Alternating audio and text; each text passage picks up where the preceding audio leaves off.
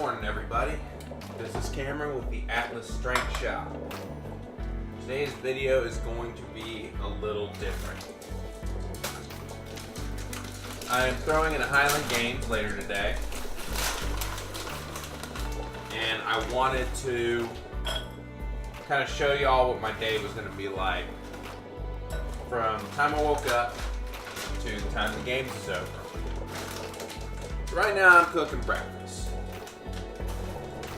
What I am having is egg whites with grilled chicken, rice, and veggies. I eat this almost every day. It is delicious. If you haven't eaten this, I highly suggest you do. So the plan is going to film a little bit of checks and the rechecks, make sure I got everything I need for the day. Gonna do some filming during the setup process at the event. Do some filming of myself and the other throwers actually competing. Shooting the shit in between events. If we decide to go out to eat somewhere after it's all said and done, I'll film a little bit of that too.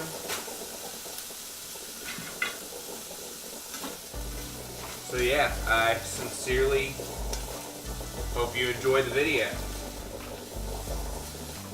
Also, kind of show y'all what this looks like after I'm done cooking, but I'm not gonna make y'all watch me cook eggs for 10 minutes. So yeah, let's cut.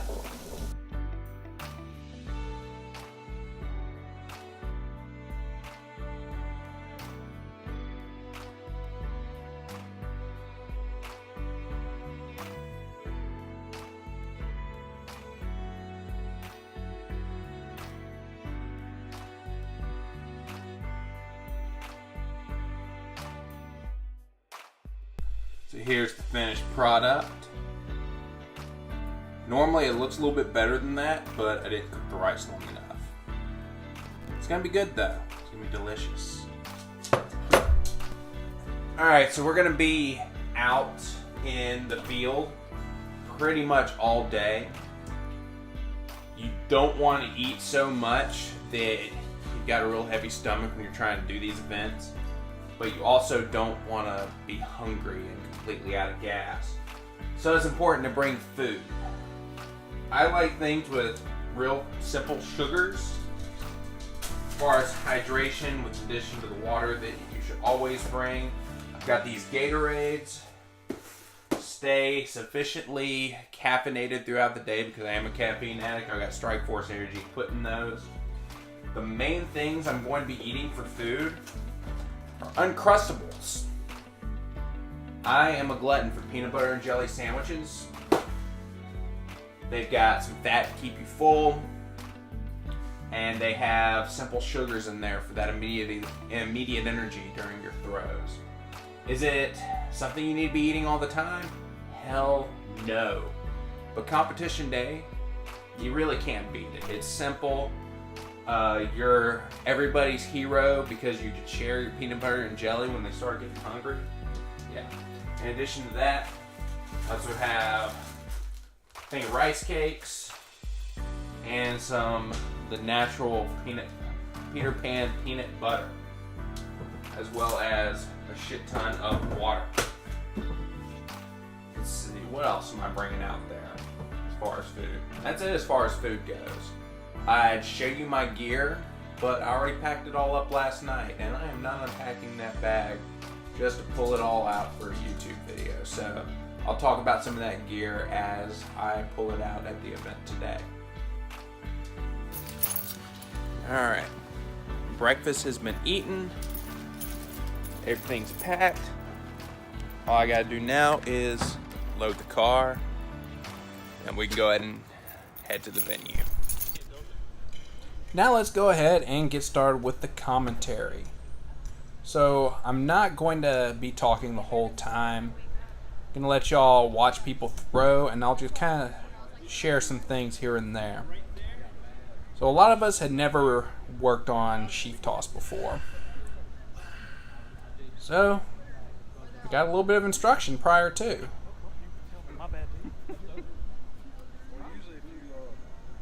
From what I remember, this guy actually holds a record. At least that's what somebody was telling me.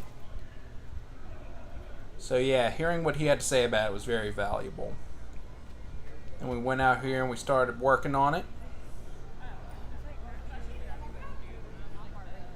In case you can't really tell what's going on, the sheaf toss is where you take a pitchfork and you take a bale of hay and you throw it for height. They have a standard setup. It's 2 vertical poles with a bar that runs across 2 of them, and you just gotta throw it over that bar. If you ever seen a Ked toss in strongman, it's very similar to that. Now let's get started with the actual throwing. So I didn't catch everybody throwing because that video would have been hours long. The main 3 people I focused on was me, Ryan, and Ethan. I also managed to catch some of Ashley, which is Ethan's wife. Managed to catch Brittany, which is, I believe, if I remember right, that's Ryan's sister-in-law. And I caught a couple of the winners as well. And when I say winners, I mean the people who did significantly better than us. That's why I was pointing to my leg. So here's Ryan's stone throw. Is catching everybody okay?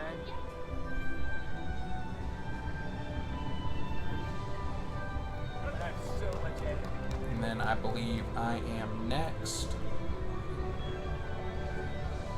That's Jason Tisdale right there in the red. He's the guy who put this whole shindig on. His very well-run games. And he didn't mind kind of giving some last-minute instruction for those of us who had no idea what they were doing. Like that guy in the red kilt right there that's about to give this thing a throw. It's kind of clarifying a few of the rules with me right now.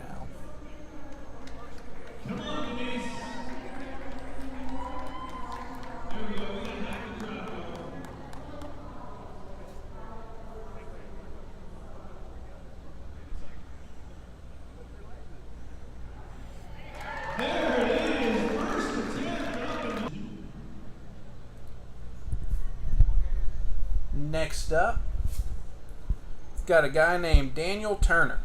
He took 2nd overall this day. Very good thrower. Look how that thing flew.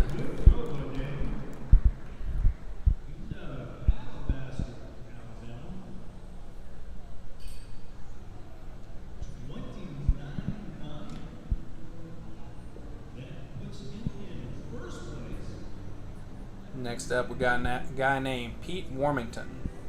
Pete Warmingham.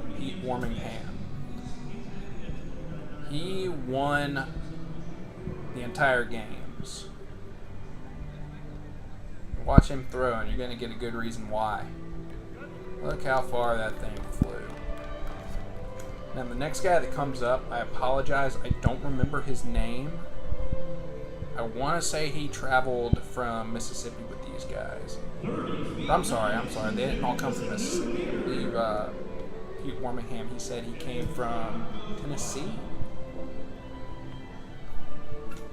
So yeah, some of these guys traveled a good distance. Me, Ryan, and Ethan, we had the fortunate benefit of living like 20 minutes away.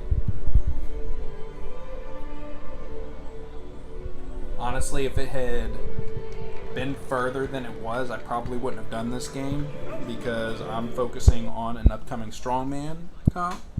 This was just too close for me to be able to pass up. And here we have Ashley. And she hurls that hay right over. This is Brittany doing a sheaf toss, and Denise is kind of coaching her through the movement. All the women competed together. And it was awesome to see everybody take her in and really show her the ropes, because this is her first games. She would warn the judges they might have to move pretty quick because this is her first time doing this. But it travels in the right direction. Okay, so now we're going to skip to the heavy hammer for distance. And these are the men's open guys. That is a 56-pound weight on a chain, and you just got to hurl that thing as far as you can. I definitely need a lot more work with this movement. I am not very good at it yet, but I'm a hell of a lot better than the last games I did. So that's what we want, right? We want some improvement. I believe I am up next. Yep. On my third attempt with this weight, somebody gave me some advice that would have really came in handy on the first couple ones. You see how shallow my swing is? Apparently that's one of the reasons why it didn't go very far. So I just gotta make sure when I'm getting ready, I try to get that thing almost horizontal to the ground. And that's really gonna help me out when I go to throw this weight next time. And this is the guy that gave me that advice coming up next. His name is Keith Saffold.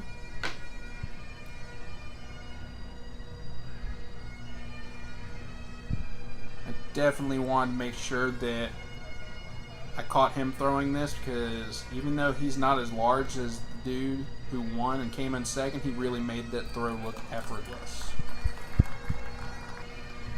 I'm sure if you asked him if it was effortless, he'd laugh at you, but he sure made it look easy. We got Daniel up again. So notice how they get that swing kind of horizontal to the ground.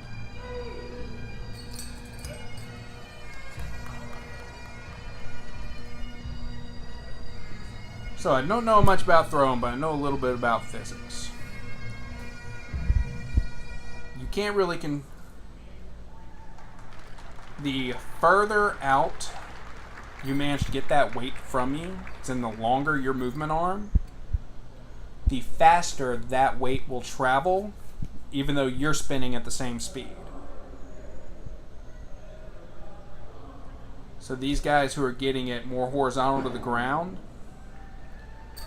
that weight's moving a lot faster than me, who my arm, I don't think it traveled more than 45 degrees.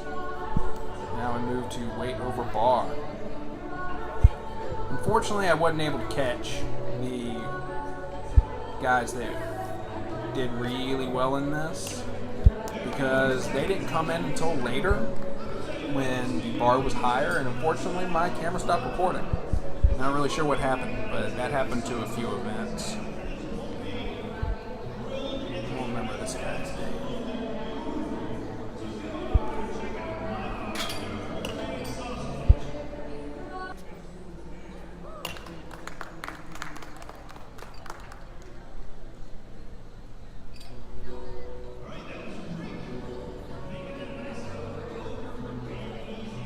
I managed to catch a few of us throwing this.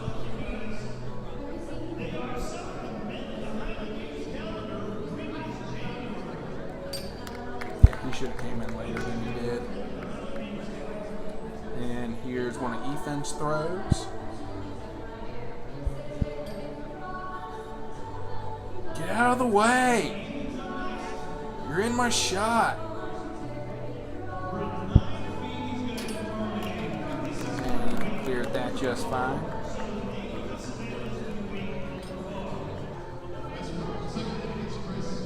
Hey, look, it's Ethan again.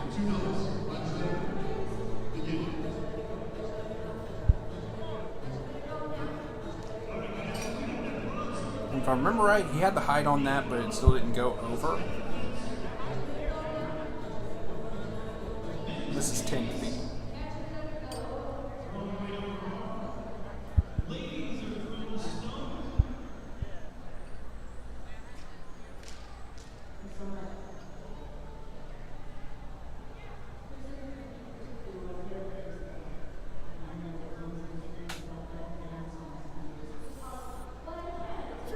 Through, and I hit the par, but it does not go over.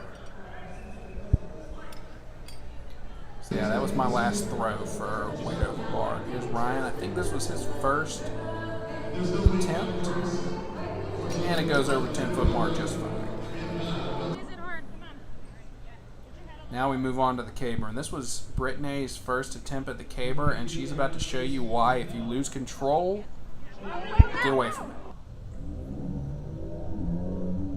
The entire stadium felt that. but she is just fine. She had a little bit of bruising, but she walked away and she finished the comp. Now we move on to Ryan. So while we're watching this, you're going to see us cut away to some of what the women were doing as well. Because you had 3 different groups going on at the same time. You had us, you had the women's, and then you had the men's masters. I managed to catch a little bit of everybody.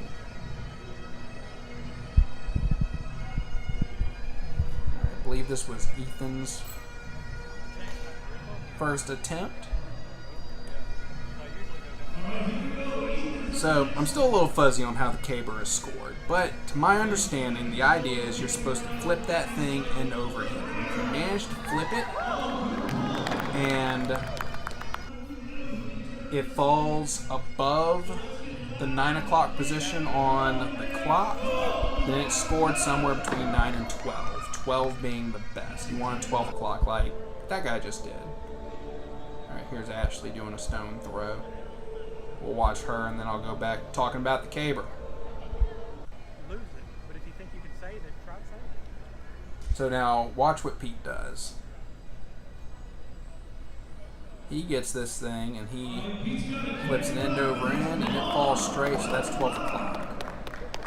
If it falls below the 9 o'clock position, then they score it based on the So the closer you get to 9, the better. Past 9, the closer you get to 12 o'clock. That's my understanding. I am completely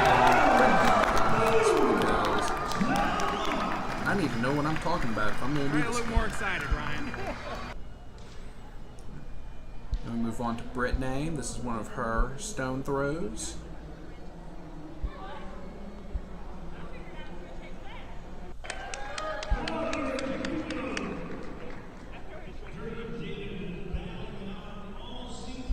This is one of the Masters guys. This is Dirk. He trains with Ethan and Ryan. This is my first day meeting him though. These Masters guys, they can really chuck that weight over bar. They've been doing it a long time. Now, this is the lightweight for distance. This is only a 26-pound weight, so you'll see we all throw it much, much further than that 56-pounder. Here's Ryan's. Normally we would have done this directly after the heavyweight, which supposedly makes it feel like it's flying even further. But there was a bit of a break due to the fact that there were 3 different groups, so we had to deconflict our throw-in space to make sure that we didn't knock people out that were doing the caber.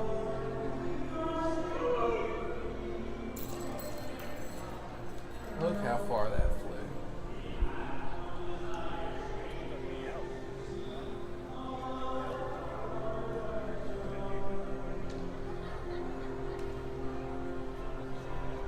Takes them like 20 minutes to make that walk back. It's like watching a Lord of the Rings film. Nothing but walking. And here's the winner, and this is going to be the last throw that we have on this video. And into low orbit. Like what? Like how you feel about today? Tired. You're tired? I felt great, but I'm tired. Yeah? How about you, Ashley? Exhausted and hurting. Yeah? On a scale of 1 to 10, how awkward is this line of questioning? Solid That's 7. right. About a 3? How about you, Ryan? How you feel about today? Yeah? I didn't come in last, so I feel pretty good about today. Some people might also eating habits. So yeah, that's it for the day. We just got done eating at the Tilted Kilt because it was right outside the venue, and hell, we're already wearing kilts. I am wiped. Benji is currently driving us home. I can't wait to shower, eat some real food, get some rest, because hopefully I'm pulling a new deadlift PR tomorrow, but we'll see how I feel after I wake up and get some breakfast in me. So yeah, if you like the video, make sure you like and subscribe below. Don't forget to follow us on our Instagram at Atlas Strength Shop. And if you got any questions for me, feel free to email me at Cameron@atlasstrengthshop.com. Tune in next time. Next video should be out, I believe, will be the review on the monolift attachments by Titan Fitness. So yeah, till next time, y'all have a good one.